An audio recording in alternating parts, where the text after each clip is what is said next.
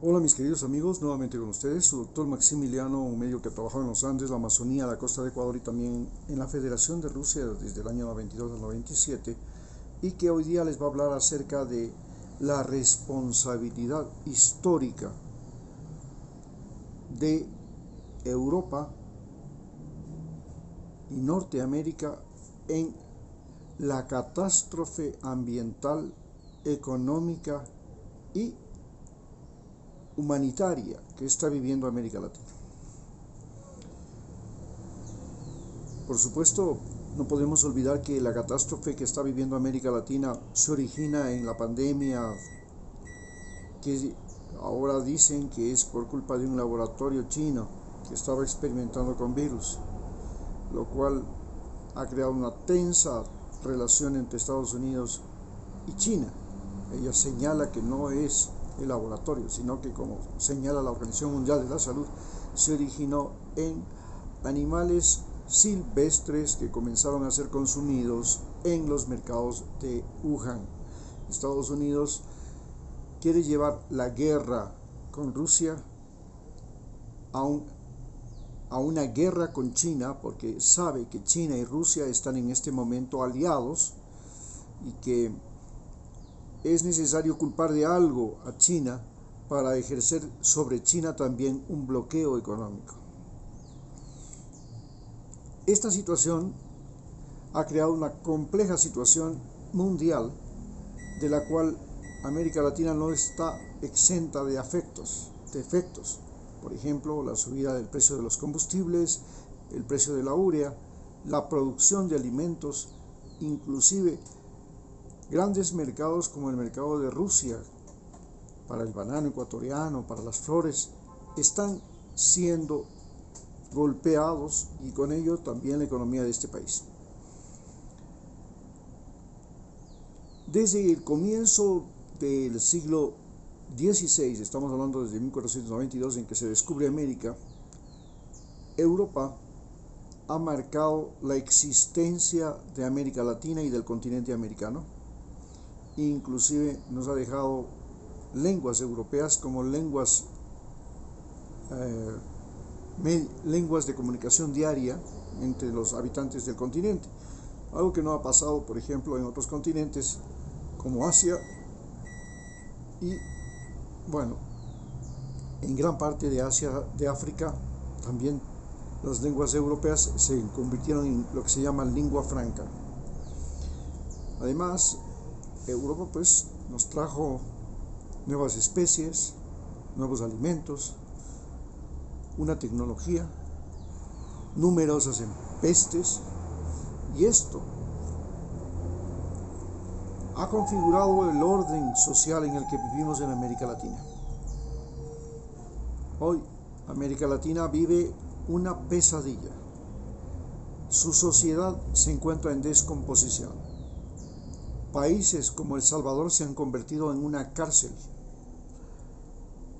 Otros países como Ecuador en un campo de guerra de narcotraficantes y microtraficantes. Otros países como Perú en un campo de guerra entre indígenas y no indígenas. Otros países como Chile en un campo de guerra entre hombres y mujeres. Otros como Brasil en un campo de guerra entre deforestadores y comunidades nativas de la selva amazónica. Es decir, América Latina está viviendo una conflictividad que ya se ha vuelto incontrolable. Como consecuencia de esta conflictividad, de esta inestabilidad, de esta inseguridad, olas migratorias salen de países, empezando por las olas migratorias de México, para terminar en las olas migratorias de los países sudamericanos encabezadas por Venezuela y Ecuador. Son seres humanos que se atreven a cruzar selvas, países, enfrentarse a lo peor de nosotros, de nuestra sociedad. Narcos, gente bandida, violadores, aquellas personas que ya Donald Trump señaló eran abundantes en nuestra región y son los que quieren utilizar a los migrantes, el narcotráfico, para invadir Estados Unidos, lo cual no podemos negar, es un hecho real. La situación nos lleva a una guerra entre Estados Unidos y América Latina que empieza con una guerra al narcotráfico y continúa con una guerra migratoria, donde el ejército de los Estados Unidos se coloca en la frontera, la guardia costera en el mar, para evitar que los latinoamericanos lleguemos a ese país. Se hacen campos de concentración en México para evitar inclusive el pagar la alimentación de aquellas personas que ahora son prácticamente prisioneros o huéspedes de aquellos campos de inmigrantes que en realidad son campos de concentración. Este drama nos lleva a pensar cuál es la responsabilidad de Europa y Estados Unidos, así como ahora de China y de Rusia, en este conflicto. Por supuesto, para todos nos queda claro que los europeos son responsables porque desde el año 1492 vinieron a saquear el continente, no solamente a saquear lo que se refiere a minerales como el oro, sino que saquearon también animales, plantas, árboles, madera, e inclusive mataron a miles de seres humanos y traficaron con esclavos traídos del África. A nadie le quepa duda que Europa fue el germen de esta tragedia que estamos viviendo. Pero en el siglo XX, la sociedad industrial, la industrialización, ha creado grandes problemas también.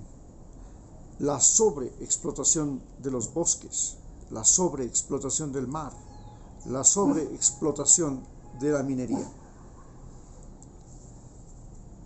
Estados Unidos está a la cabeza de esto. Sacó petróleo, sacó cobre, ahora está sacando litio, y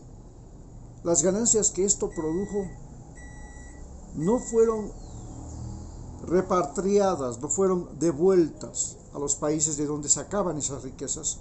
sino que se convirtieron en fortunas de esos hombres multimillonarios que ahora son el 1% de la población norteamericana. Esta realidad lleva a un enfrentamiento entre Estados Unidos y América Latina que comienza con Cuba en 1960, pero ya anteriormente, en la guerra de los 1000 días en Colombia, Estados Unidos financió las armas a los dos bandos, liberales y conservadores, y comenzó a utilizar la guerra civil, las guerras intestinas, las guerras como la que ahora se vive entre los ecuatorianos por el narcotráfico, o la guerra que se vivía en Colombia por la guerrilla,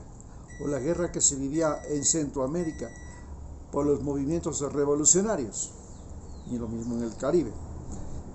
En esos casos, la guerra resultó un gran negocio para Estados Unidos. Negocio no solamente por la venta de armas, municiones y lo otro, sino que en el caso de la guerra civil colombiana se pudo apropiar de Panamá. En el caso de la guerra de independencia de Cuba contra España se pudo apropiar de Guantánamo, de Puerto Rico. Y así, la situación ha ido complicándose hasta que llegamos a un momento en que América Latina está invadiendo Europa y está invadiendo Estados Unidos. Es una guerra de invasión, igual que los bárbaros cuando invadieron el Imperio Romano. Los bárbaros eran los pobres de Europa, pues ahora los pobres de América Latina son los que invaden Europa y Estados Unidos. Ante esto, la Fundación Ecotrackers ha pensado seriamente en hacer tours histórico-culturales y ecológicos que permitan a los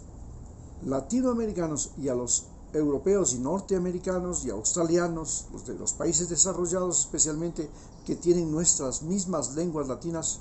o lenguas del continente latinoamericano. No digo que vengan chinos, no digo que vengan japoneses, ni vengan árabes, sino gente con la que nosotros estamos involucrados desde hace 5 siglos. Y que esa gente, esa generación nueva, que estudia en las universidades problemas latinoamericanos, que estudian el problema del cambio climático, que estudian el problema de la extinción de las especies, de la biodiversidad, que estudian la extinción de culturas y lenguas ancestrales, vengan acá a América Latina en un trayecto que empezaría en Cuba para entender cómo el cambio climático, la historia y la guerra y el bloqueo económico que vive Cuba han afectado tanto a la isla de Cuba como al Caribe, que ahora es el mayor centro generador de huracanes del planeta Tierra. Luego, estos viajeros vendrían a Ecuador, donde pueden entender lo que pasa en el Océano Pacífico, visitando las Galápagos, en la costa del Pacífico de Sudamérica, que tiene Ecuador, que es una costa seca en el sur y una costa húmeda en el norte, con bosques que llegan hasta el mismo Océano Pacífico y manglares, para entender qué pasa en el Océano Pacífico y en la costa de Sudamérica y Centroamérica. Lo mismo, tenemos que entender qué pasa con los Andes, donde los glaciares se están perdiendo y donde ahora pues están las mayores fuentes de litio, de oro, de cobre. De todas maneras, también tenemos que visitar la Amazonía, el mayor lugar de biodiversidad, el mayor bosque tropical del mundo, la mayor fuente de agua y la mayor fuente de oxígeno del planeta, y entender qué pasa. Este tour pedagógico, que al mismo tiempo enseña a las personas que viajan durante 2 meses a hablar español, a entender el español, es lo que se ha propuesto en la Fundación Ecotrackers, para lo cual le interesa que la Embajada de Cuba nos ofrezca un tour ecológico, cultural e histórico en la isla de Cuba. Nosotros, la Fundación Ecotrackers, que hemos trabajado en 10 áreas protegidas, 14 nacionalidades indígenas, y hemos viabilizado el trayecto al río Amazonas por el río Amazonas en solo 8 horas, y el recorrido del río Amazonas hasta Iquitos desde el Pongo de Maceriche, nos pone como el segundo elemento que llevaría a los turistas estudiantes, porque son turistas estudiantes básicamente de las universidades de Europa, de Estados Unidos, de Australia, a que hagan ese recorrido. Y finalmente Perú, posiblemente Bolivia también, que nos ayudaría a hacer el recorrido desde Iquitos hasta Machu Picchu, de ser posible hasta Machu Picchu. Y para los que vienen desde Australia, tendríamos un recorrido que empieza en Chile, pasa a Perú, Bolivia, y luego entra a Ecuador, y de Ecuador se iría al Caribe, y del Caribe se iría nuevamente de regreso a Australia. A su vez, nosotros estamos con la intención de llevar ecuatorianos que quieren trabajar en Australia, gracias a las visas Work and Holiday, en Francia y en España, gracias a esas visas también, y a la visa de estudio y trabajo en España, para que cuando nosotros vamos a captar estudiantes en Europa y en Australia, nos iríamos llevándoles a ellos para ubicarlos en Australia, para ubicarlos en Francia, para ubicarlos en España, y traeríamos de esos países, de Francia, de España, de Dinamarca, de ser posible de Alemania, de Suecia, de Noruega, los estudiantes que vienen a estudiar a través de este tour el español, cómo proteger el Caribe y el Atlántico, cómo proteger el Pacífico, cómo proteger los Andes, cómo proteger la Amazonía. En tanto, nuestra gente, los que se van de aquí a allá, los ecuatorianos, aprenderían cómo cuidar a las personas de la tercera edad de esos países, cómo cuidar animales domésticos, cómo producir alimentos orgánicos en esos países y cómo proteger o humanizar o sensibilizar a las fincas para que la vida animal de los animales en esos países desarrollados no tenga la crueldad que ahora tiene la producción industrial de alimentos cárnicos. Muchas gracias.